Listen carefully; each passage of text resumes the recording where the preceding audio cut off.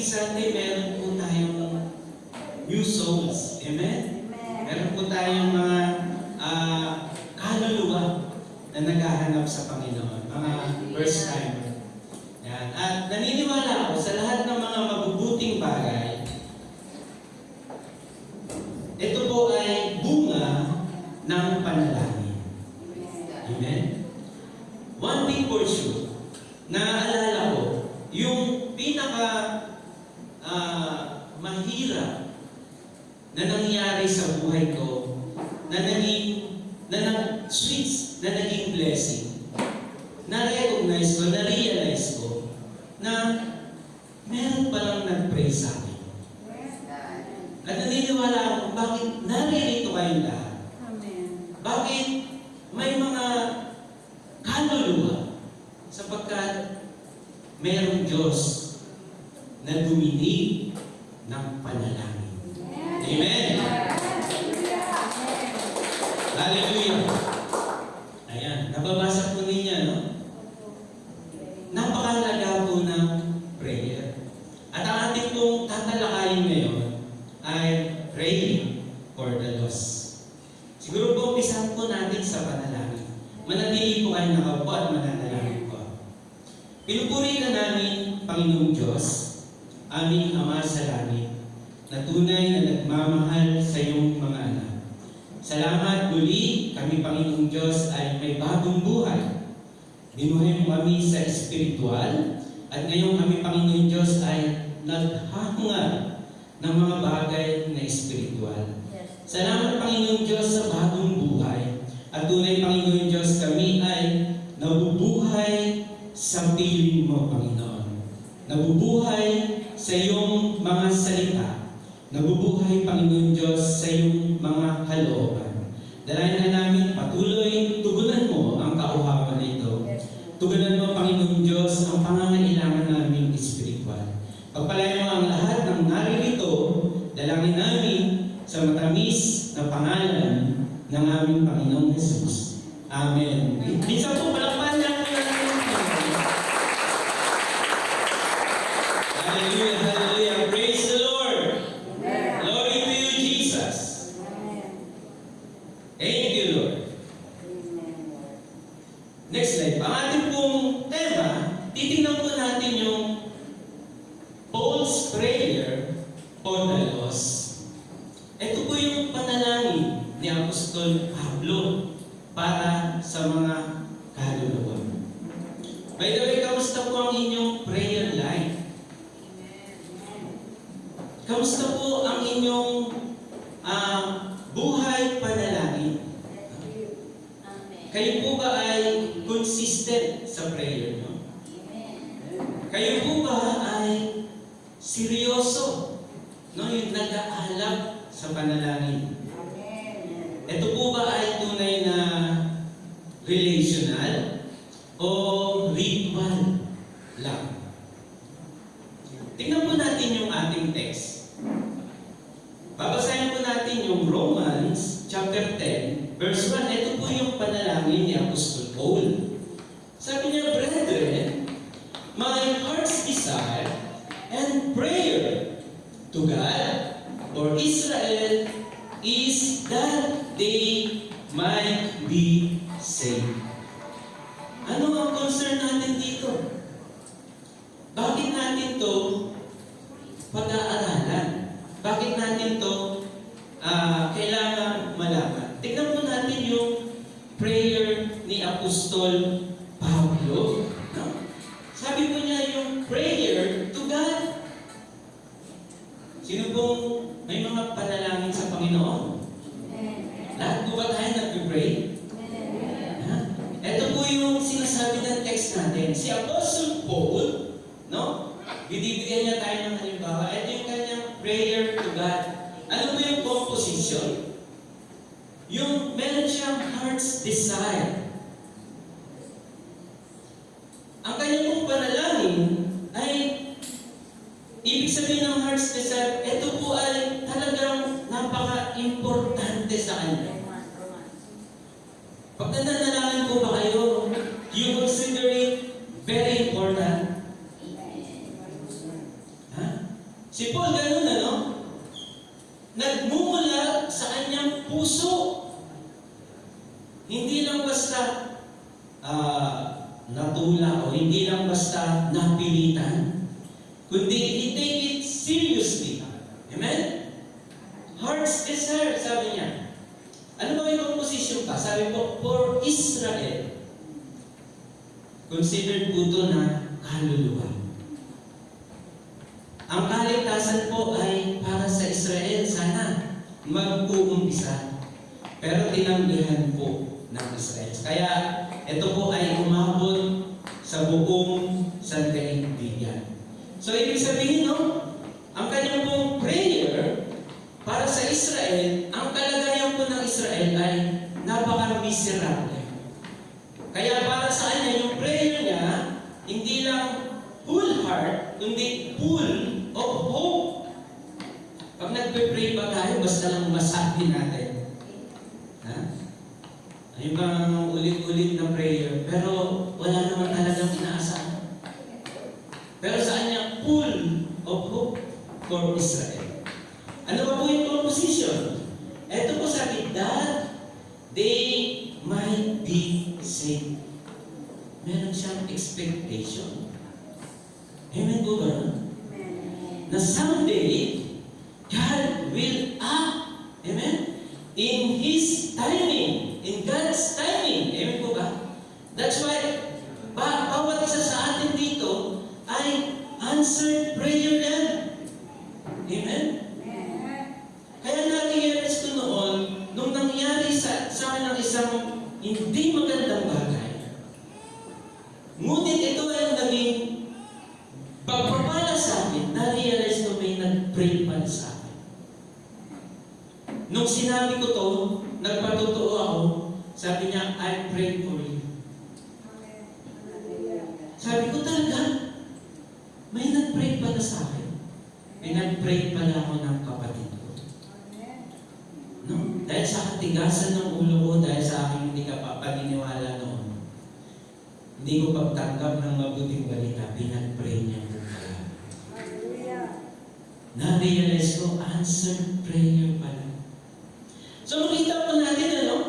Ito po yung prayer ni Paul sa Panginoon. At nakita po natin yung kanyang composition. Wholeheartedly, full of hope, and full of expectation. By the way, ano po ba, pag sinabi natin prayer, ano yung dumadating sa kaisipan? Dito po sa ating text, tingnan po natin yung meaning ng prayer. Sige po, next slide po. Meaning of prayer. It is a great privilege from God given to His children. Amen po ba naman? No? Hindi lang to basta pray na practice, no? Sige, pag natuto ka na, pwede na mag-pray din po. Ito ba ay isang pribileyo mula sa Panginoong ating Diyos Ama na ipinagkaloob sa kanyang mga anak as a way of communication. And ito po yung maganda, it is bound within a relationship. Aba, bakit noon yung hindi ko pa kilala si Lord, dinidinig naman yung prayer ko. Kasi si Lord, nakakaunawa siya kung ama ka, alam niya ang pagiging ama. Amen? Relational. Kung ikaw ay ina, alam niya yung pagiging ina. Kung ikaw ay kaibigan, alam niya. Amen po ba? Subalit po ay bound within a relationship. Bakit po? Ano pa ang sabi ni Jesus? Next slide. Sabi po sa Matthew chapter 6 verse 8, it is addressed to the Father. Amen? Ganito kayo mag-pray. Ama namin sa langit. Amen? No? Para sa mga, sabi nga ni Jesus nang lumalapit sa kanya yung isang babae, ang pagkain ay para sa mga anak. Amen po ba? Subalit sabi ng babae, sa pananampalataya sa kanyang patuloy na pananalangin, Lord, maging ang mga aso ay nanginginain sa pagkainan. Amen po ba? No? It is bound within a relationship. Ano ba po? Sabi ni Jesus, pray in the name, in my name. Amen po ba? In the name of Jesus. John 14:14. Ibig sabihin, it shows our identity, who we are. Amen? Kapag ikaw ay na kay Jesus, ikaw ay anak ng Diyos. Meron kang pribilehiyo na tumawag sa iyo. Amen po ba? And the week, hindi ka makapag-pray kung wala ang banal na Espiritu. Amen po ba? Ito po ay selyado ng Holy Spirit. Ibig sabihin that we are belong to God. Amen? No? Ikaw ay citizens of heaven. That's why kahit hindi ka marunong mag-pray, sabi rin ng Romans chapter 8, no? Verse 26 to 27, tinutulungan tayo ng banal na Espiritu upang hindi tayo kasi marunong manalangin. Amen po ba, no? No? Yung Pariseo, yung sacerdote nag-pray. Sabi niya, hindi ako magnanakaw, hindi ako sinungaling, nagbibigay ako ng apo, hindi ako kagaya, no? ng makasalanan nito. So, balik sabi ng makasalanan, Lord, habagalan mo ako. Yung daing pala, amen po ba? Yung totoong panalangin, sapagkat meron siyang relationship sa Diyos na maayos, meron pagkinig sa kanyang panalangin. So, prayer is a privilege. Ikaw ay anak ng Diyos, privilege ito para manalangin, para sa iyo. Para lumapit sa iyong Ama, no? Ipaalam ang concern mo at pwedeng manalangin para sa mga kaluluwa. Next slide po. So prayer reflects what kind of relationship we have with the Lord. No? Maalam po ba ang prayer life natin? Sino po bang maalam ang panalangin dito? Wow, si Sister Eileen, praise the Lord, hallelujah. No? He keep on praying with the Lord. No? Excited ka ba mag-pray? Excited ba? Ilang minuto tayo mag-pray? No? Meron bang excitement sa ating panalangin? Kung titignan mo yan, makikita mo anong relationship meron ka sa Panginoon Diyos. Kung mainit ang iyong prayer life, mainit ang relation natin sa Panginoon. No? Ito yung reflection. Tingnan po ninyo si Apostol Paul. No? Dala po niya yung heartbeat ng Diyos. Kaya my heart's desire for Israel is that they might be saved.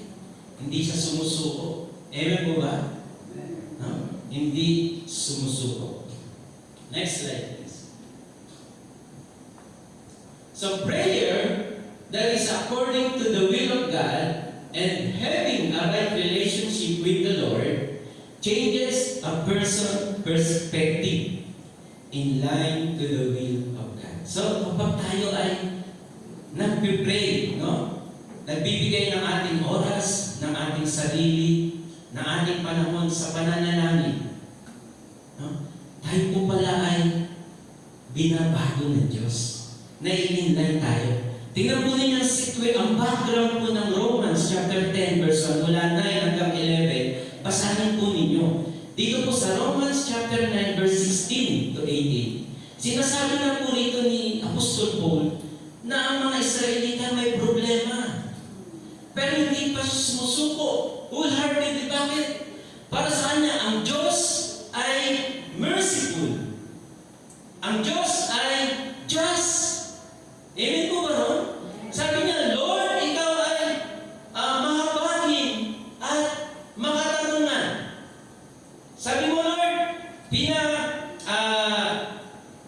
pinatitigas mo ang isang puso na matigas at kinahahabagan mo ang ibig mong kahabagan. Amen? So, ibig sabihin, Lord, hindi ako mawawalan ng pag-asa. Kaya nga sabi niya, sa Romans 10:11, makikita po natin ito yung kanyang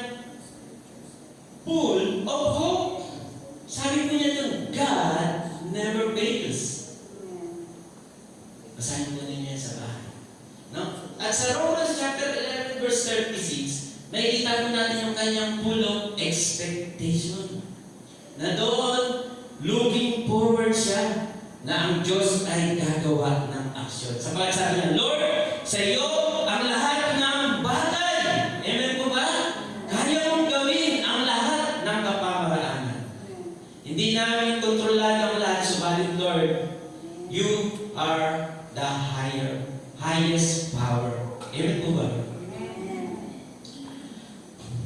Next slide, please. So, tingnan po natin yung ating outline. Ito po ang ating pag-uusapan. Now, Paul's prayer for the lost. What is most important? We should be most in prayer. Amen? Kung ano importante sa'yo, dapat pinananalangin mo yan.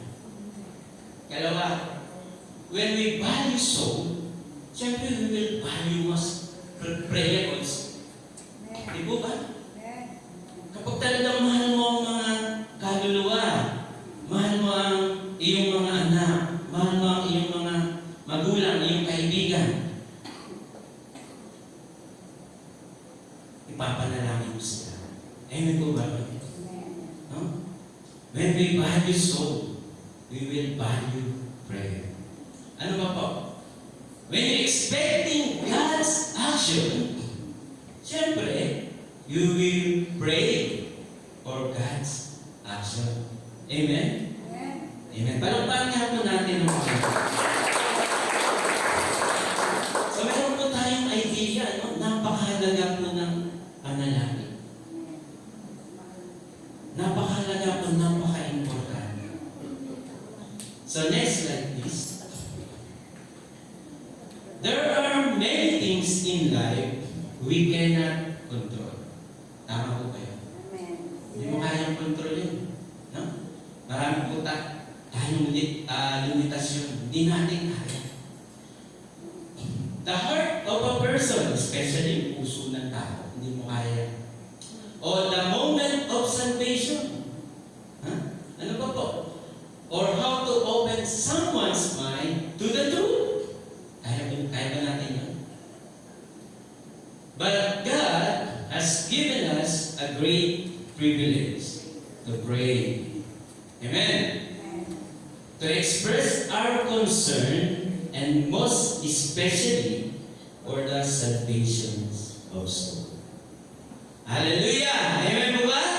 No, we can pray. Hallelujah! Pwede po natin silang ipanalangin. Pwede po natin silang dalhin, no? Doon sa harapan ng Panginoon Diyos. Amen po ba, Ron? Amen. Huh? So, next slide please. Sige po. Have you experienced being rejected? Na-experience yun na po ba yun? Yes. Na-reject ka?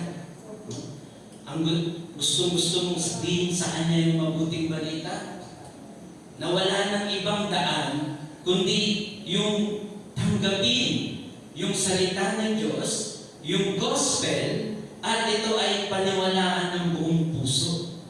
Pero, nire-reject niya. Amen po ba? No? Gusto mong i-share sa kanya yung daan ng kaligtasan. Pero, mas gusto niyang iba yung panghawakan ng kanyang kaligtasan. Na-reject na po ba tayo? Yes. You can pray. Amen? Yes. Have you ever been felt useless? Lord, parang hindi ako magamit kami. Hindi po. You can kneel to the Lord. Amen? Si Paul ganun eh. Sabi niya, my heart's desire and prayer to God. Amen po ba? Saving soul is not our problem. Tama po ba? Hindi mo problema yan. Amen, no? Problema yan ni Lord. Ha? We have no solution about this problem. It is God's problem. And only God has a solution for this problem. And all we have to do is pray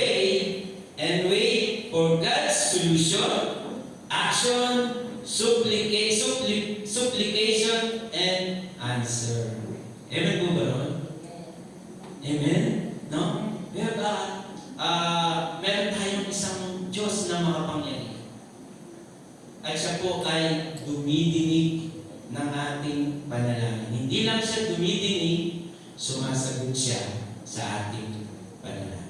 Palakpakan nga po natin ang tignan mo natin yung ating unang points, no? Yung ating unang. Sabi po my heart's desire. Pag sinabi my heart's desire, ito po ay napaka-importante sa puso niyo. Tama po ba yun? Ha?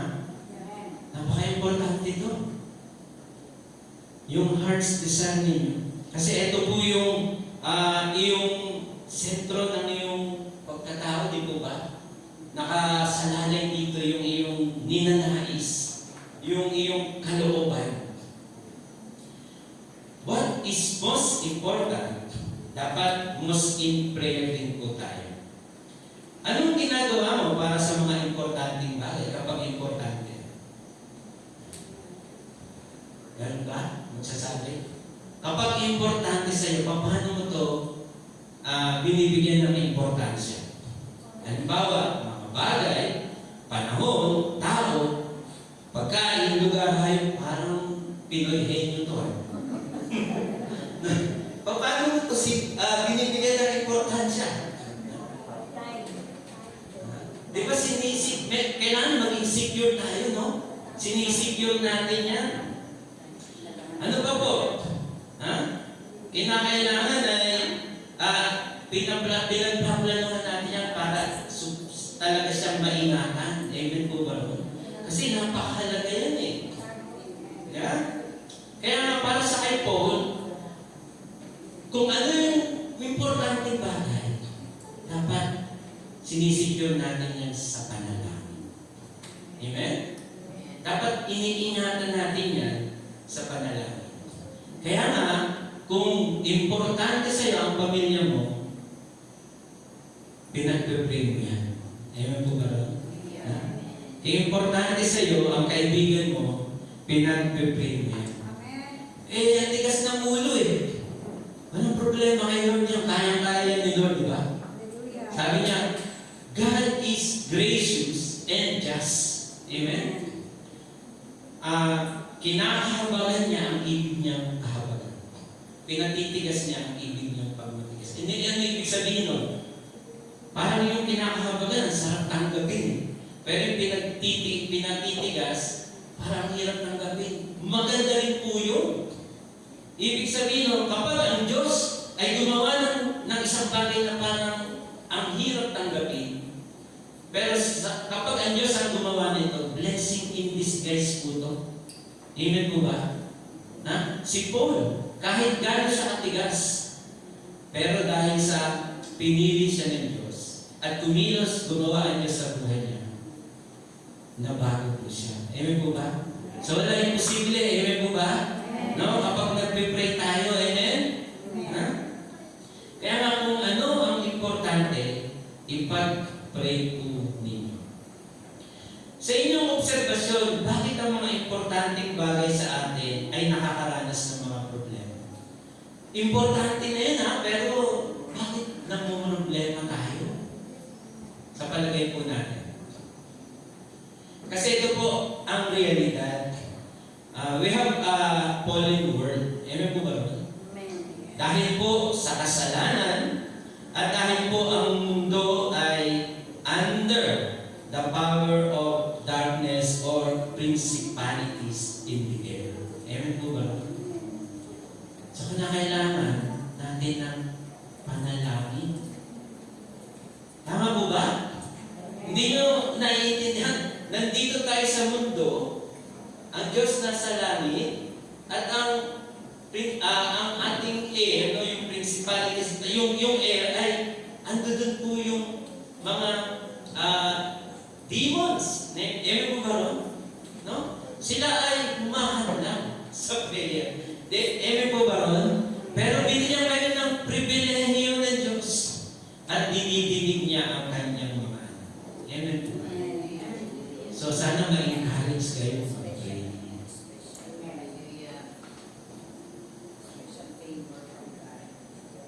It is very important to pray to God what is very important things to us. The Greek word for desire is eudokia, meaning a deep, sincere longing, not something casual or short-lived. No? Ibig sabihin, ito talaga ay importante sa iyo. Walang makakahadlang. Kahit sino pa, kahit pa ang demonyo doon sa alapakan. Amen. You will kneel down before the Lord to save our loved ones. Amen. Palapalan po natin ang Lord.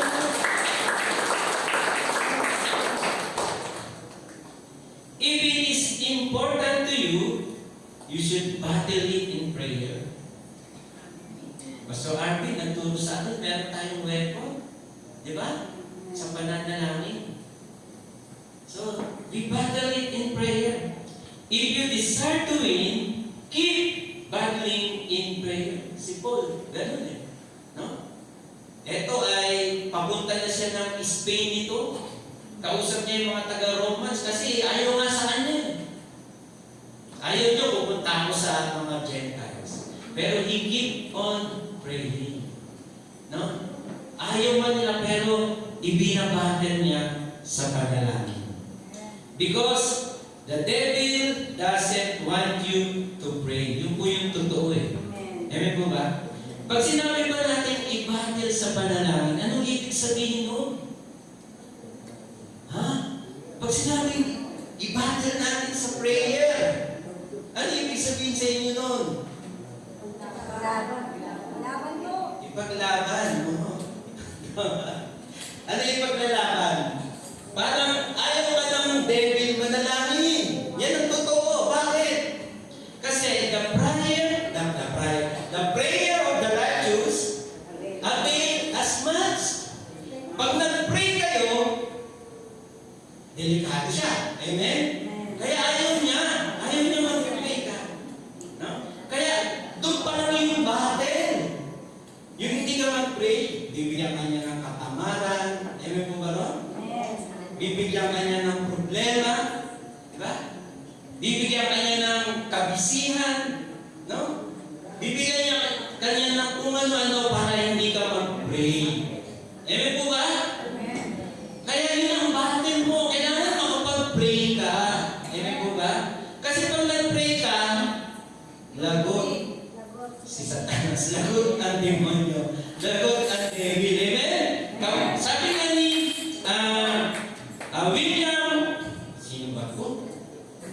William Cowper, sabi niya sa English, Satan trembles when he sees even the least of saints on their knees in prayer.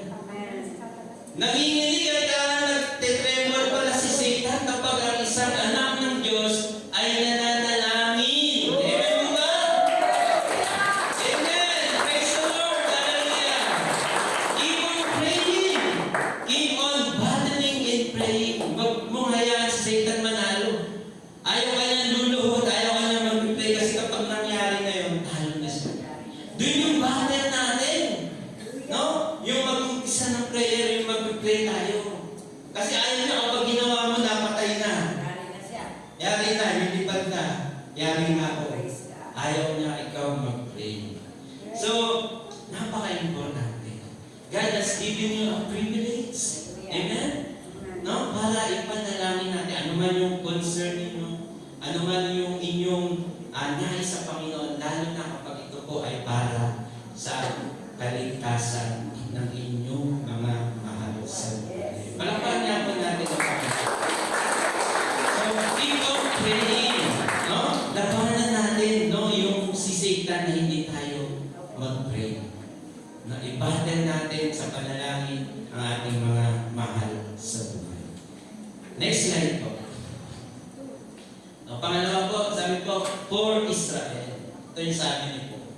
No? When you value soul, siyempre, na kailangan pahalagahan din natin yung panalangin. Tama po ba yun? Yes. Maraming Christian na gusto nilang maligtas, no? Yung kanilang mga mahal sa buhay, yung kanilang mga kaibigan. Pero, hindi nila pinahalagahan ang panalangin. share niya. Ano? Share niyo. Okay naman. No? Share niyo, pero minsan, hindi niya ipinaglaban sa kanila. Tingnan po natin si Saul. May kita po natin, Paul value soul. So, i-value prayer. Sa Colossians chapter 3, verse 3 to 4, mababasa po natin yan, Paul encouraged other Christian to pray. Amen po ba? In-encourage po niya, paano yung binavalue yung prayer? Hindi niya sinarili. Sabi po niya sa mga taga-Colosas at sa mga taga-ibang iglesia, pray with me. Amen? Hindi niya sinikreto. Sa akin, sikreto lang. No? Doon na sa bahay, si-secret. Maganda naman. Pero, pinakikita, sabi nga, yung relationship natin sa iyo, nagre-reflect ng ating prayer life. Pero kapag pinahalagahan mo to, you encourage others. Pray with me for this soul, for the soul of my parents. Amen po ba? In-encourage po niya. No? Samahan niyo ako sa panalangin. Ipanalangin po natin si sister. Ipanalangin po natin ang mga kaluluwa sa iba-ibang mga churches. Bakit? Kasi binavalue niya ang kahalagahan ng panalangin. Amen po ba? Paano po pinakita niyo po na binibigyan niyang halaga ang panalangin? Sa 2 Timothy chapter 2 verse 22, Paul pleaded to Timothy to pray with a pure heart. Hindi ka lang basta manalangin, Timothy. Gusto kong dumating sa Diyos ang bagay na ito. Manalangin ka ng may malinis at taimtim na puso. Amen? No? Pinahalagahan niya talaga. Pinahalagahan niya ang panalangin. Bakit po? Kasi, sabi po ng illustration natin, someone in prison, halimbawa, no, merong nakakulong sa kulungan. At ito talaga ay wala ng posibleng mapalaya. Totally, life sentence. Wala na. Kahit anong gawin, wala na. Pero, alam mo, ang isang pwede, no? Na makapagbigay ng pardon sa tao. Hindi ka ba, no? Na lalapit doon at buong pusong makikiusap na mapalaya siya. Tama? Di ko ba? Kapag alam mo, amen? Alam natin po ang Panginoong Diyos. Kaya niya. Amen? Abutin, bigyan solusyon ang mga kaluluwa na mahal natin, na maligtas. Amen po ba? So, ganun po yun. Kaya nga si Paul, hindi lang siya, come, pray with me. Amen? Yes, God. Do we value prayer? Tingnan po natin ang ating sarili. Online prayer. Sa online na to, uma-attend ka ba? Online prayer. Uma-attend ka. Ang church nagsasabi, pray with us. Amen? Let's help, no? Together, bring every souls in prayer. Amen po ba? Amen. Yan. Sa online na yun, pwede na sa bahay, pwede ka. Kahit nasa ang lugar ka.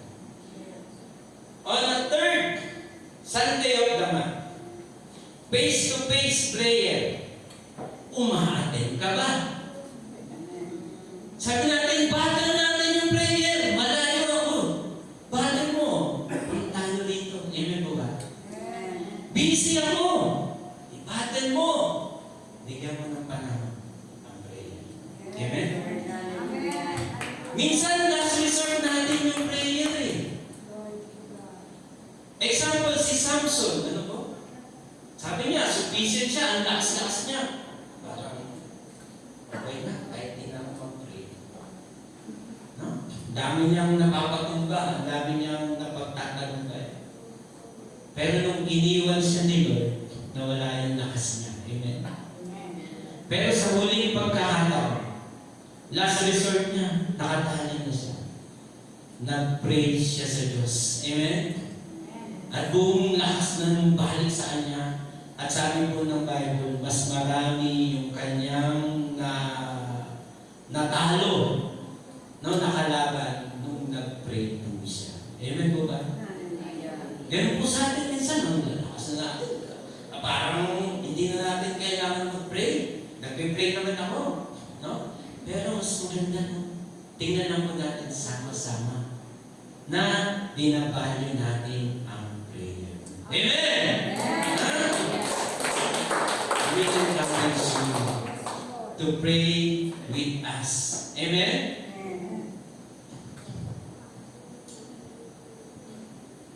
Sabi nga po, bakit?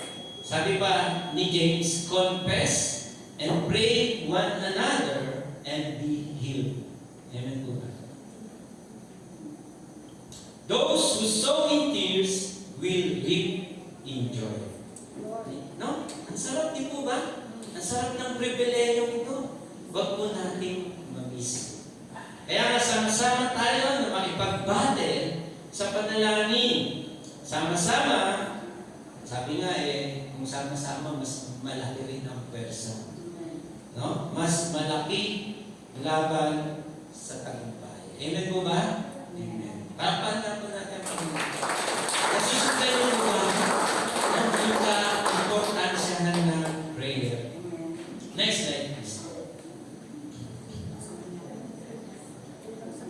Signal. Sige po, sabi po rito, nakita naman po natin kanina, sabi po ni Paul, yung sa composition ng prayer niya, that they might be saved. So ano po yung expectation ni Paul? Kahit po parang walang magandang nangyayari sa mga Israelita, he looks forward. No, meron siyang expectation na ang Diyos po ay gagawa. That's why he value prayer.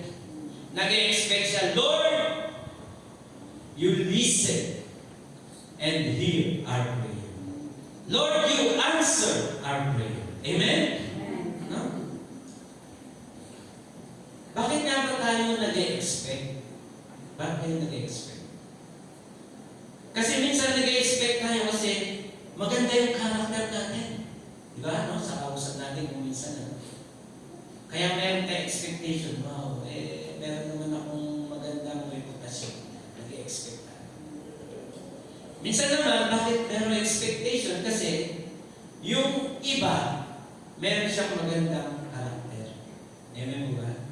Nag-expect tayo kasi wow, okay siya. No?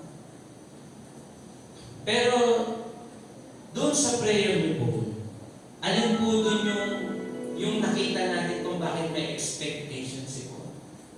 Kasi, ang Diyos po, merong magandang karakter. Amen po ba? No? Ano po yun? Sa Romans 9:16 and 18, sabi po niya, kinahahabagay niya ang ibig niyang kahabagan. Amen? At pinatitigas niya ang ibig niyang pagmamatigasin. Kinokontrol niya. Amen? Hindi ibig ko sabihin, God has the power to change our life. Amen po ba? No? Na kapag umabot ka na sa sukdulan, nagpapakumbaba ka. Amen po ba? Andun po, no? Na meron po ang Diyos na napaka hindi natin masabi sa salita na napakabuti ng Panginoon. God is really good. That's why He expects something from God. Kaya nga sa Romans 10:21, meron siyang full of hope. At sabi na sa 11:36, Lord, sa iyo ang lahat ng bagay. Kayang-kaya mo kung ano man ang mga problema na. So Paul, expectation is about God. For Paul, God is able. Amen? Ephesians chapter 3 verse 20. God is able beyond our imagination pa nga eh. Amen po ba? Yung naiisip natin, beyond pa niya ng Panginoon. Ayan po yung expectation ko. Kaya Paul, when every time he pray,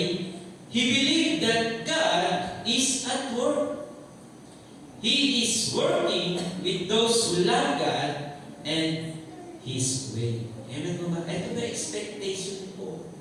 The Lord, ikaw ay kumikilos, ikaw ay umaaksyon sapagkat dinilinig mo ang panalangin ng iyong mga anak. Ano ba pinahawakan po? 2 Chronicles chapter 7 verse 14. Sino ba nakakaalam? Sino mga prayer warrior? If my people, amen, which are called by my name, shall humble themselves and pray, amen, and seek my face, and turn from their wicked ways, then I will hear from heaven, and forgive their sin, amen, and heal their land. Tama mo ba? Ito ba yung expectation, no? Kaya po sabi ni D.A.T. Pearson, there has never been a spiritual awakening in any country or locality that did not begin in united prayer. Amen po ba? So wala po pa lang, ano yung sabi mo sa Pastor Rebecca? Yung nakalimutan ko eh.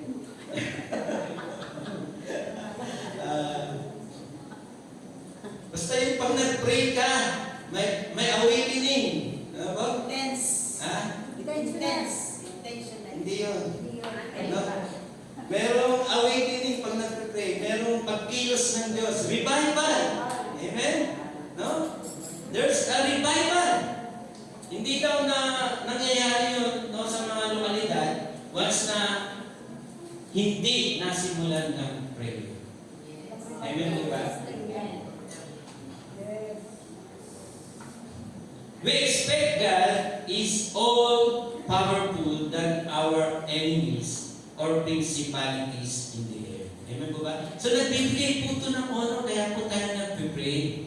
Di ba? We give honor to God. Kinikilala natin na siya ay makapangyarihan. Amen. Bagamat tayo man ay limitado, ang Diyos po ay limitless. Kaya we bend our knees and pray. Amen? Kaya kung sama-sama tayong nag-pray, God is pleases. Nakita mo ninyo sa Revelation, yung mga panalangin na nasa mangkok. Ito po ay nag-please sa Panginoon. Di ba? Ito ay mabangong samyo. At syempre kapag nalugod ang Panginoong Diyos, may blessing. Amen? No? Merong mabuting mangyayari. Amen. Palakpakan po natin ang Panginoon. Conclusion na po tayo.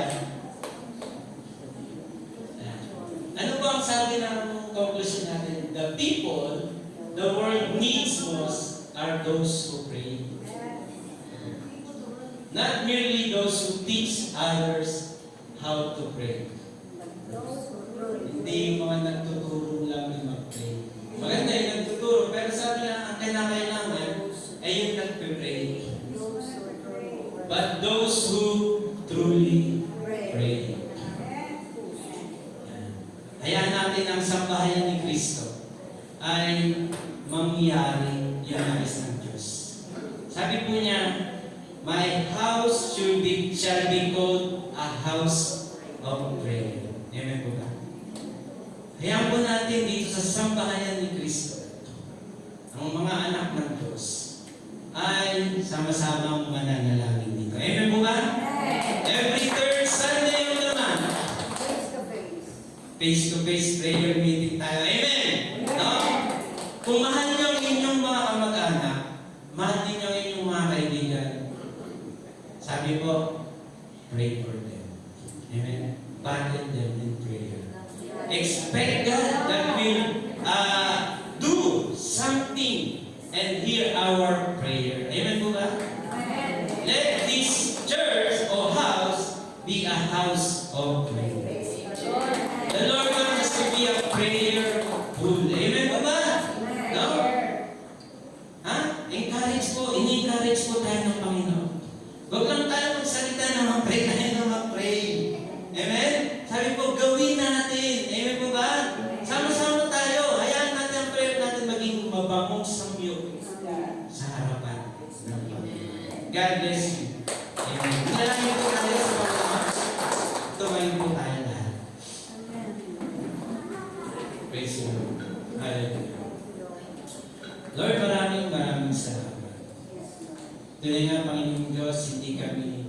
Lord God, na hindi mo pinapabayaan, Panginoon. Na kami, Panginoon, sabi mo, pinili mo kami, Panginoon Diyos. Upang, Panginoon Diyos, mamuna, Panginoon. Lord, salamat. Tunay nga, Panginoon Diyos, na ang bawat isa sa amin ay nagpupuri, Panginoong Diyos, sa iyo. Kaya nga po, Panginoong Diyos, patuloy maghari sa aming buhay. Kaya ng tibok ng iyong puso, Panginoon, ay maging tibok din namin, Panginoon. Na Lord God, pahalagahan namin, Panginoong Diyos, ang aming mga mahal sa buhay. Aming mga kaibigan, Panginoon. Maging, Panginoon Diyos, ang mga kaluluwa, Panginoon. Hayaan mo, Lord, na patuloy, hindi mo ang aming mga panalangin. At hayaan, Panginoon Diyos, Lord, tunay, na bigtisin mo nga po kami, Panginoon, na kami ay sama-sama na maikipagbate, Panginoon Diyos, sa prayer. Lord, maraming salamat sa pagpribilehiyong ito. Hayaan mo, Panginoon Diyos, na patuloy kayo, Panginoong Diyos, ay aming mapaglingkuran, mapagsilbihan, Panginoon. At sa pamamagitan ng panalangin, Panginoong Diyos, hayaan mo, Lord, na patuloy, Lord God, ang gawa ng kaaway ay masira. Ang gawa ng kaaway ay mabigo, Panginoon o Diyos. At hayaan, Panginoon Diyos, naasan namin na kayo, Panginoon, patuloy na kumilos, gumawa, Panginoon, as we honor you, Lord, as we bless you, worship you, because you're really God that hear our prayers. Maraming pong salamat sa mga tugon sa panalangin. Salamat, Lord, sa mga nagpe-pray sa amin. Hayaan mo, Panginoon Diyos, na ang bawat isa namin ito, Panginoon, ay gamitin mo, Panginoon. Bigyan sila, Panginoon Diyos, ng burden sa aming mga puso. Na Lord, totoo, Panginoon Diyos, na magdala sa prayer, Panginoon Diyos, ang aming mga mahal sa buhay. Lord, totoo, Panginoon Diyos, na lumapit sa iyo. Totoo, Panginoon Diyos, na magsumamo. Salamat, Panginoon, sa pribilehiyo na ito. Salamat, Lord, God, sa iyong gagawin. Salamat, Lord, sa lahat ng bagay. Ang lahat na ito, Panginoon Diyos, tinataas namin sa matamis na pangalan ng Panginoong Jesus. Ayan, Lord God, sa bahay ni Kristo. Yes, Lord God, ay maging yung tahanan, Panginoon, na ang lahat ay nananalangin. Ang lugar na ito ay maging lugar panalangin ng iyong mga anak. Sa iyo, Lord God, ang papuri. In Jesus' name. Amen.